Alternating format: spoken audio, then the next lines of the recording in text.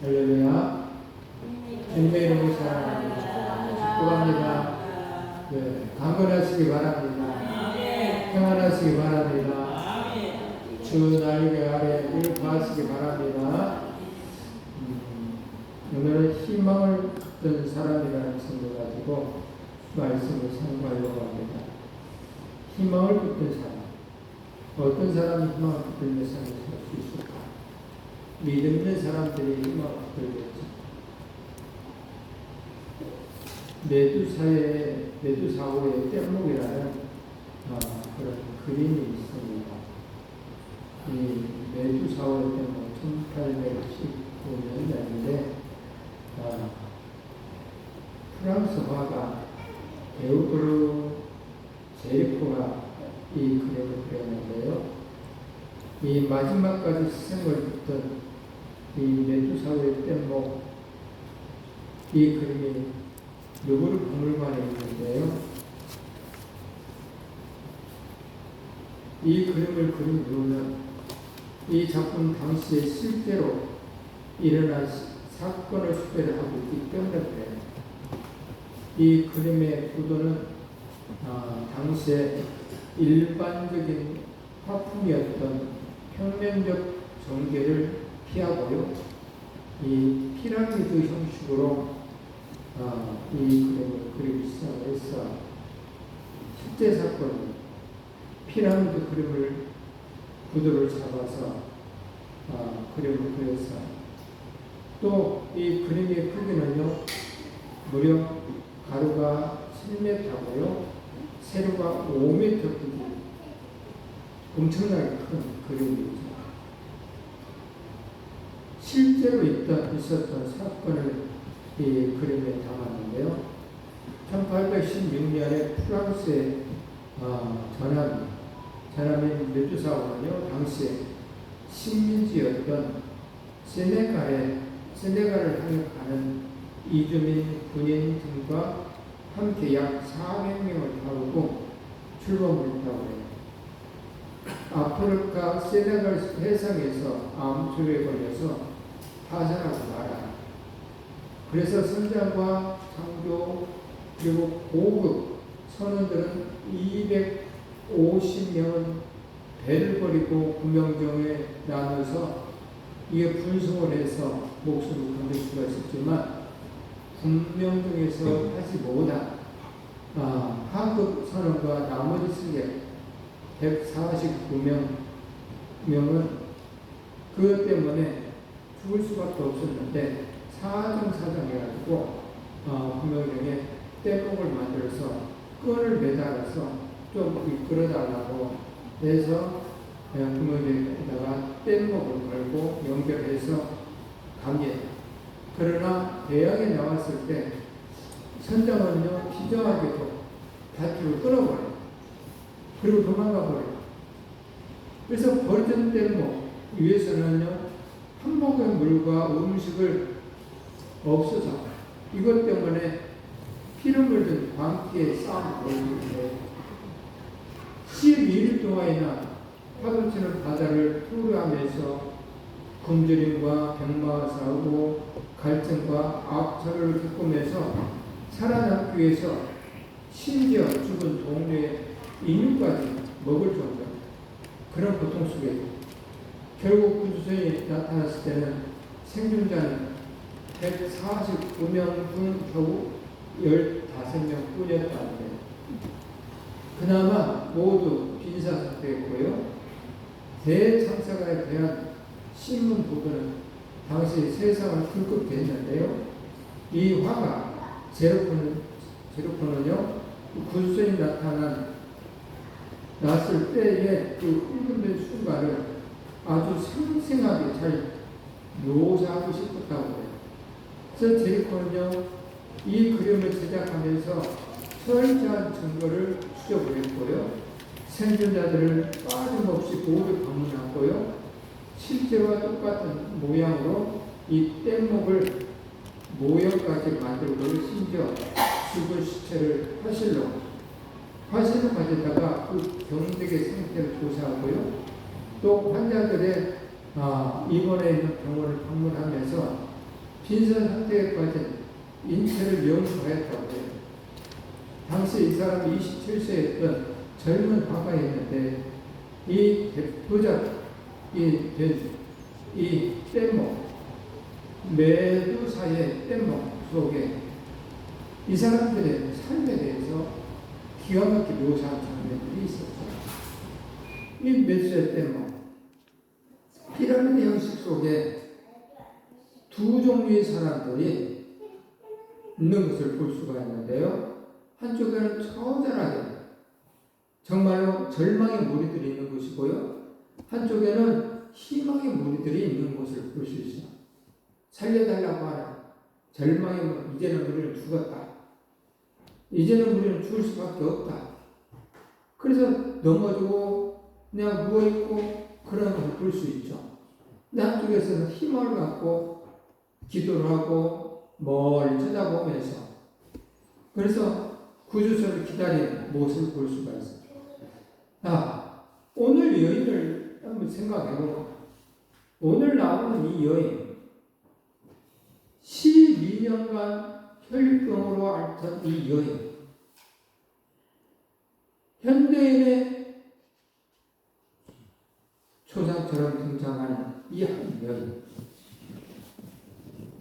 14년간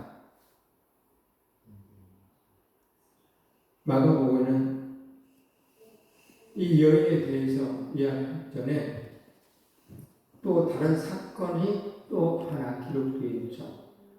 어떤 기록이 되어 있냐면 이 아유르의 딸을 살려주는 그런 이야기가 되어 있습니다. 이 아유르의 딸을 살려주기 위해서 가던 도중에 바로 이 혈류증 여인이 나타나서 예수 목사를 만들고 해서 나는 사건. 그리고 그 다음에 이 아이의 딸을 보내주는 일이 벌어집니다. 이 혈류증 여인은 형편은 성경이 이렇게 설명하고 있는데요. 12회를 혈류증으로 앓는 한 여자가 있어 많은 의원에게 많은 괴로움을 받았고 있던 것도 다 허비하 있으므로 아무 효험도 없고 도리어 더 중하였던 자예라고 했습니다. 병원은 다녔다라는 얘기예요. 이 병원, 저 병원, 이 병원 좀 잘한데 그러면 그 병원 또 저 병원 좀 잘한데 또 그 병원 좀 귀찮아. 그러면 의사들은 이렇게도 해보고 저렇게도 해보고 정말 그래서 많은 의원에게 많은 괴롭힘을 받았다라고 얘기합니다. 연습을 하거든요. 병원에 가면 여러분들도 병원에 가면 이것은 감기입니다 하고 탁 주는 이건 열이 있으니까 혈류만 먹으면 낫습니다 하고 탁 주는 경우도 있지만 어느 부분은요 의사들이 잘 몰라요. 그래서 이게 도대체 뭘까? 이 아픔이 어디서 나왔을까? 생각하면서 이들의 생각은 거기에 맞춰서 이렇게도 약을 한번 줘보고 그 약을 줘서 안 났으면 또 저렇게도 줘보고 그래요. 그래서 환자는 정말 아파서 미치고 벌써 죽을 만큼 아파 죽겠는데 의사는 이렇게 저렇게도 해보고 그러면서 만족하는 거예요. 그래서 딱 맞았으면 나을 수도 있죠. 근데 오래된 의사, 경험담이 많은 의사는 바로 어느 병기를 잘 찾죠. 젊은 사람은 그런 것이 없어. 그래서 문제가 아니에요. 오늘 이 여인은 이 의사, 저 의사 만나면서 의사들로 하여금, 의원들로 하여금 많은 괴로움을 당했어요. 이 절박한, 이 짤막한 구절 속에서 이 여인의 온갖 아픔이 잘 드러나고 있죠. 이 여인은 부인병으로 고생했던 여인이었어요. 성경학자들은 성경에 따르면요, 성병이나 자궁암 같은 것이라고 생각한다는 거예요.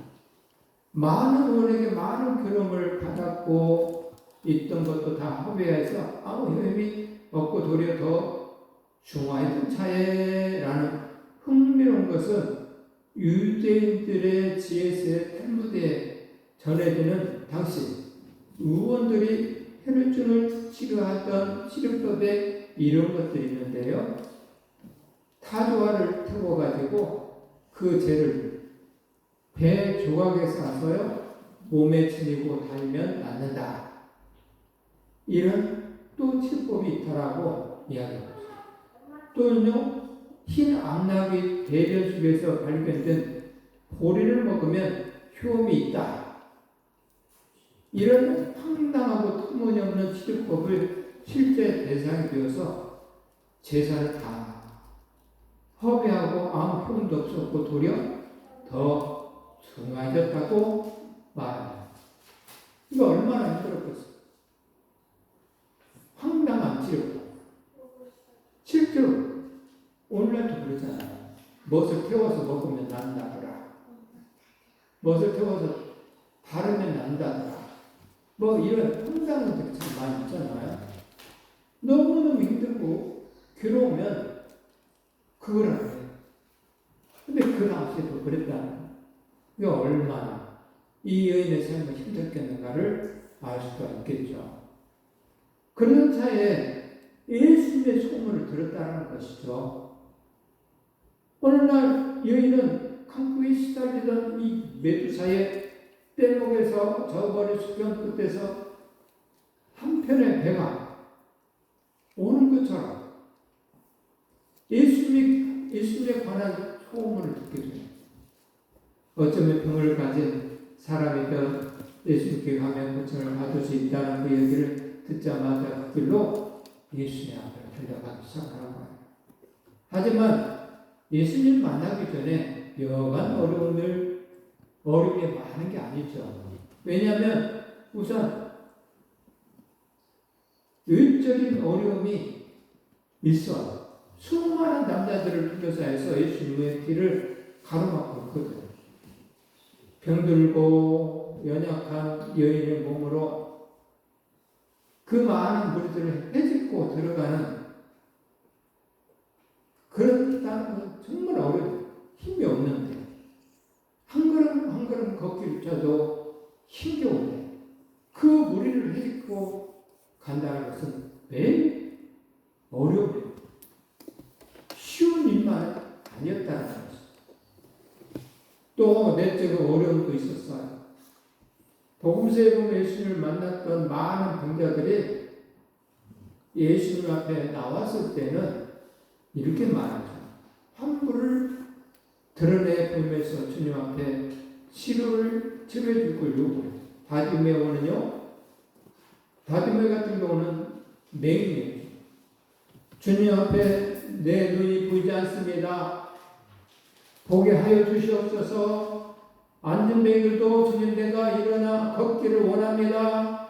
그리고 심지어 나병 환자도 내 환부가 썩어 들어갑니다. 주님이 원하시면 나를 깨끗게 하여 주시옵소서. 고쳐주시옵소서. 주님 앞에 요청할 수가 있었어요. 그런데 이 여인은 부끄러운 자신의 질병을 주님 앞에 드러내서 얘기할 수도 없었어요. 더군다나 환부를 보여줄 수도 없잖아요. 이쯤 되면 얼마나 외적으로나 내적으로나 얼마나 힘들겠어요.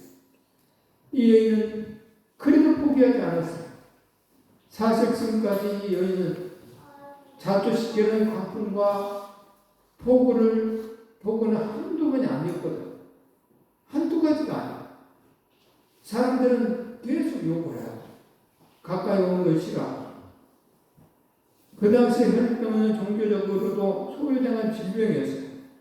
부정한 여인으로 여겨서 성전에 들어갈 수도 없었어요. 그도 그럴 것이 위생 여건이 열악한 시대 아니었을까요? 요즘처럼 옷을 자주 갈아입을 수도 없었어요. 목욕을 자주 할 수 없는 상황도 아니에요. 공동체로부터 철저하게 벌을 받았을 거예요. 이 병에 걸린 사람의 몸도 병자의 경우와 같이 가정과 사회로부터 격리되어야만 했어. 가족과 함께 따뜻한 밥 한 끼를 나눠 먹는 것은 정말 이 작은 행복조차도 박탈당했어. 이런 여인은 대개 남편으로부터 이혼을 당하게 돼 있고, 병들고 나면 사람이 다 그리운 법인데 이 여인은 사람을 만날 수가 없었어. 혹시나 다른 사람이 가까이 다가오면요, 나아병 환자처럼 손을 대고 나는 부정하다 말하는데 히브리어로 타메 유철 타메 나는 타메 이만 나는 부정합니다 나는 문둥병자입니다.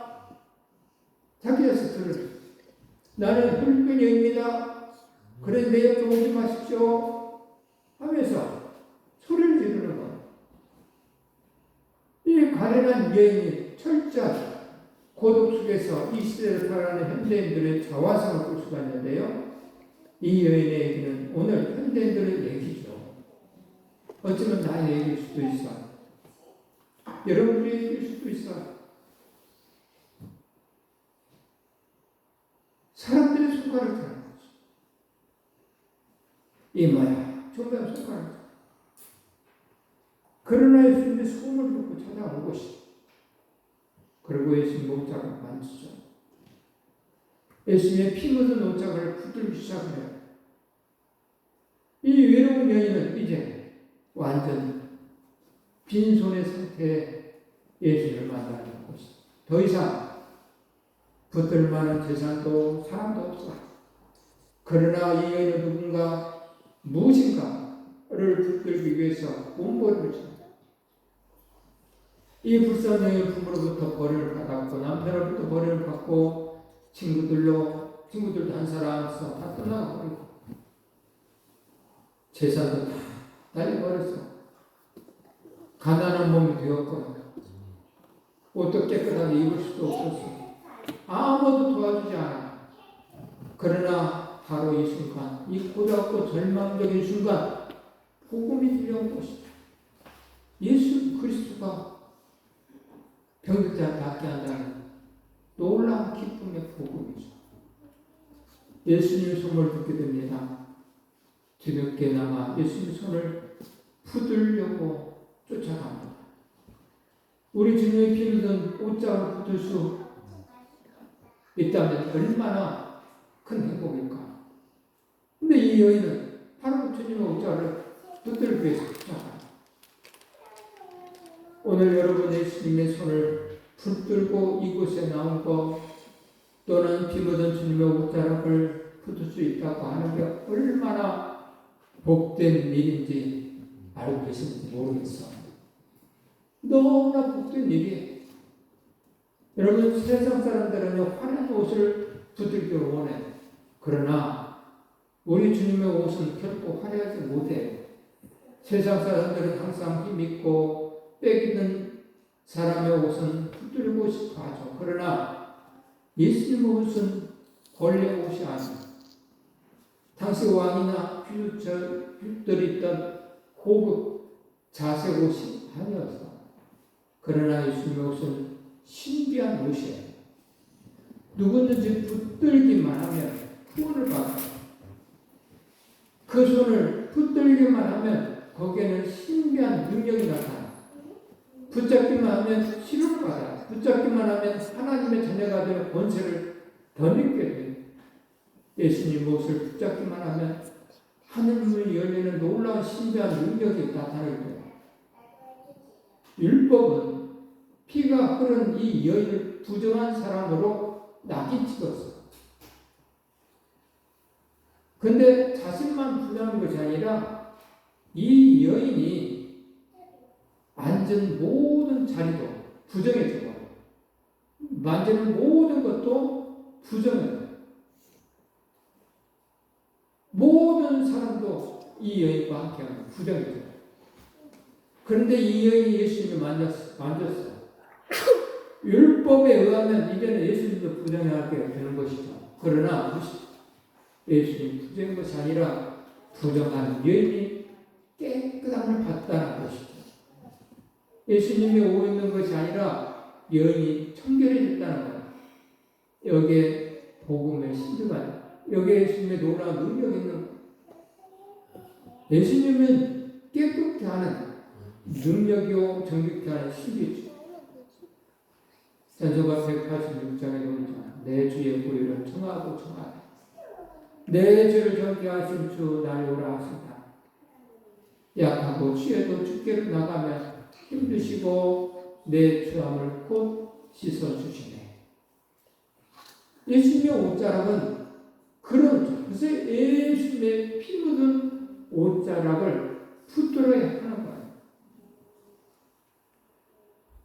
오늘 저와 여러분들이 예수님의 옷자락을 붙드시기를 바랍니다. 교회는 주님의 옷자락을 만나는 곳이에요. 교회는 주님의 몸에 따라서 교회는 주님의 옷자락이에요. 옷은 몸을 감싸는 것이기 때문에 여기에서 다른 것 발견하면 안 돼. 주님의 옷자락을 발견해야 돼. 여기 와서 조차도 다른 것 들고 돌아가려고 하면 안 된다는 거예요. 주님의 옷자락을 쓰고 돌아간다면 너무 좋은 일이 되겠죠. 28절에 그랬죠. 이는 내가 그의 옷에만 손을 떼어도 구원을 받으리라 생각함이라나. 천지를 창조하신 손, 모태에서 여러분을 빚어 만들었던 사랑의 손, 능력의 손, 역사를 운영하고 계시는 그 손을 붙들고 세상으로 다시 나가야 하는 것이란 말이죠. 이곳에서 때마다 주님의 옷자락을 붙들고 덧입고 주님의 피 묻은 옷을 사하시고 돌아가시기를 축복합니다. 따라서 예배는 빛나고 영광스러운 주님의 옷을 만들 것이에요. 그래서 주님의 옷자락을 만나기 위해서 이곳에 오신 것인데 그냥 스쳐 지나가면 안 되는 거예요. 누가 내 옷을 만졌느냐라고 말씀하셨어요. 여자가 자기에게 이루어진 일을 알고 두려워하여 떨며 와서 그 앞에 엎드려 모든 사실을 주님 앞에 고백을 합니다. 오늘 많은 사람들이, 주님의 제자들이 주님 옆에 있으면서 오늘 여기 이런 놀라운 사건이 일어나는 이 순간에 부딪히고 비비고 발을 받고 이런 순간에 많은 사람이 부딪혀요. 많은 사람이 함께. 그런데 그 속에 놀라운 일은 이 여인처럼 주님을 만난 사람이 있다. 많은 사람들이 오늘 또 예배를 드릴 거예요. 80억 이 인구 중에 20억이 크리스찬이에요. 오늘도 그렇게 예배를 드릴 거예요. 근데 부딪히는 사람들처럼 그렇게 주의 일을 한다고 하는 사람들처럼 그렇게 부딪힌 사람이 있는가 반면에 오늘 이 여인처럼 주님을 만나보는 그런 사람이 있다는 거죠. 주님은 그런 사람을 찾는 거예요. 제자들은 몰랐어요. 그래서 제자들은 말은 주님, 지금 이 순간에 많은 사람들이 함께하고 그래서 밀고 또 밀고 그러면서 붙인 것인데 왜 말씀하십니까? 라고 말하고 있지만 예수님은 하신 거죠. 믿음으로 나를 만든 사람이 있다는 거죠. 그래서 예수님은 그 여인처럼 누가 내 옷을 만졌느냐? 라고 말해요. 누가 내 옷을 만졌느냐? 성경에 보면 사람이 마음을 믿어 의에 이르고 입으로 신하여 구원에 이르느니라. 누구든 사람 앞에 나를 신하면 나도 하늘에 계신 내 아버지 앞에서 그를 신할 것이요 라고 얘기해요. 오늘 예수님은 누가 내 옷을 만드느냐 라고 말해요. 누가 내 옷을 손댔느냐? 주님은 사건에도 이 시간에도 어떤 사건이 일어나기라는 것이 나를 만나러 온 사람, 나를 만나려 하는 사람, 그 사람들, 그새 예배하는 자가 신령과 진정으로 예배하는지라. 나는 예배하는 자를 찾느니라 라고 말씀하셨습니다. 이 혈증 여인은 바로 주님을 만난 사람. 그래서 이 여인은 주님을 만나고 체험하게 됐다는 것. 그리고 고백하는 이 버렸죠. 마음을 믿어 의에 이르고 입으로 시인하는 그런 일이 벌어졌죠. 그래서 돌에 이런 일이 벌어졌죠. 자라 앞에서 나를 신하면 나도 하늘에 계신 내 아버지 앞에서 그를 신할 것이다. 이 여인은 아까 말한 것처럼 하며 하면서 나는 부정하다 그 소리밖에 할 줄 몰라. 그 소리밖에 할 수도 없어. 그런데 예수님을 만나고 치료를 받고 난 후에는 사람이 바뀌어져 버렸어. 그 소리를 해야 할 여인이 예수님을 만나서는 고쳐진 것에 대해서 고백을 해요. 그래서 예수님께서는 네가 이제 구원받았다는 것을 이야기를 하는데 이렇게 얘기를 하죠. 내 믿음이 너를 구원하였으니 예수께서 이르시되 따라 내 믿음이 너를 구원하였으니 평안히 가라. 따라 내 믿음이 너를 평안히 가라. 이 여인은 이 땅의 가족들로부터 버림받은 사람이에요. 가족의 품으로 다시 돌아갈 수 있는 없는 신세였는데 마가복음에서는 이 여인의 이름을 밝히지 않고요. 세 번씩이나 반복적으로 그냥 여자라고만 얘기를 해요. 그러나 예수님은 이 여인을 딸이라고 말하고 있는 걸 볼 수 있어요.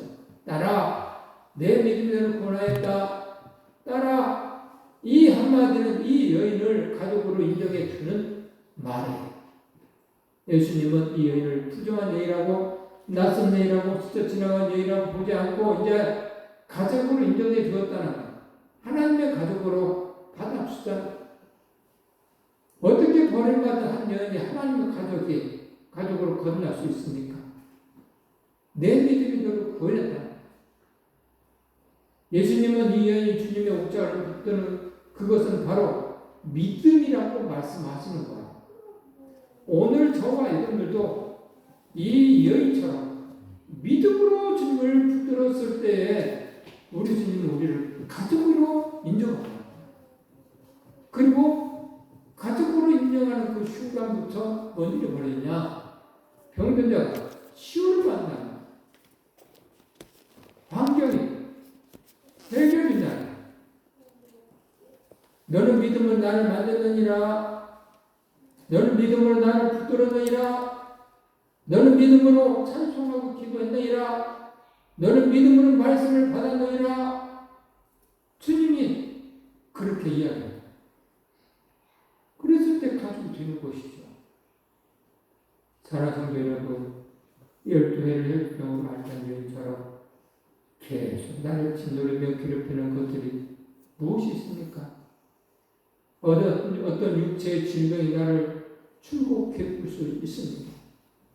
어떤 마음의 병이 나를 끊임없이 고통 가운데로 몰아넣을 수도 있습니다. 어떤 분은 부모님 때문에 혹은 자녀들 때문에 몹시 고통받아온 사람도 있을 것입니다. 또 어떤 사람은 남편이나 아내 때문에 무척 고통받아온 분도 있을 것입니다.